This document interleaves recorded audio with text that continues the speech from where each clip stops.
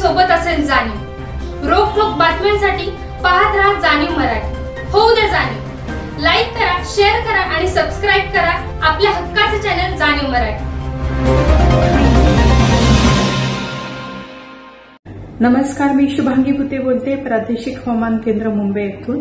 उद्या 21 तारखेला Arabian sea मध्ये east central Arabian sea off the Karnataka coast एक सायक्लॉनिक सर्क्युलेशन तयार होत आहे आणि त्याचा प्रभाव म्हणून 22 तारखेला कमी दाबाचं क्षेत्र तयार होते। त्याचा प्रभाव महाराष्ट्रावर पडेल। साऊथ कोकण, साऊथ मध्य महाराष्ट्र आणि मुंबई या ठिकाणी सुद्धा त्याचा प्रभाव दिसेल।